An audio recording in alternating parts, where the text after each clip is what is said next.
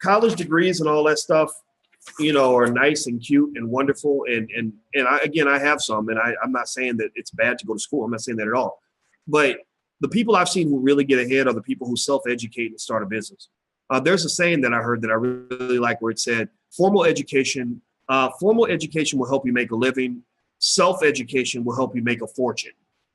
So I think you got to ask yourself, do you want to make a living and get by, or do you want to make a fortune?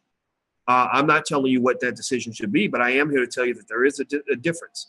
People who tend to do really well economically do not think like everybody else. They don't sort of get the standard, educational package that everybody else is getting. They get the special secret sauce. They get something different than they drink. They get something a little bit different from what everybody else is getting. That's why their outcomes end up being different from what everybody else is seeing. So if you want something a little bit different, you're gonna have to do a little bit different. And that difference, especially for Black people, is learning how to start a business. Because not only does that give you that shot at making the big money, but it also gives you a shot at true freedom, to breaking away from this racist system that holds you back. Black people, especially Black men, this system really doesn't have a place for you. This system does not treat you fairly. White supremacy ain't just a police officer shooting you in the head on a dark street. White supremacy is the fact that most of these corporations that you're begging for a job from are run by people who don't like you. And the same way they don't care that if you get shot by a cop, they also don't care if you can't feed your family because you're unemployed. They don't care that you're unhappy because you never got the promotion you deserve. They don't care that you're not getting the salary you deserve. And so the best way to get out of that is to get out of that.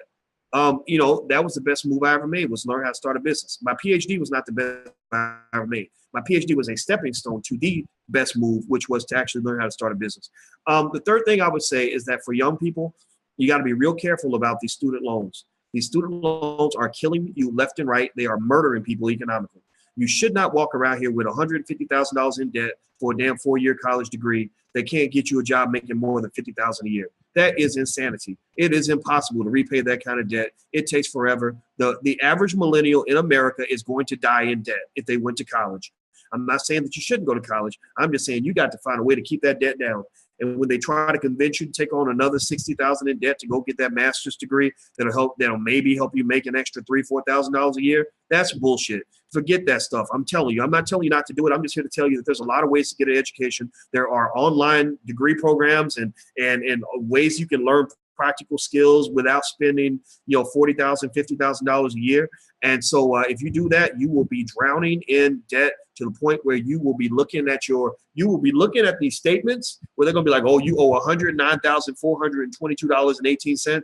And then you're going to look at your paycheck where you are bringing home, after you pay all your bills, you have an extra $300, $400 a month. And you're going to be like, how am I going to figure this out? How can I balance these two realities where I've got this much money coming in and this much debt that people say that I owe them? And then what's going to happen is you're going to end up deciding to default, like a lot of people decided to default, and you're going to end up stuck, and you'll be kicked out of the economic game before it begins. You will never have a chance to truly build wealth because that debt will be hanging over you like a big, dirty 400-pound gorilla that is putting a carrot in your ass.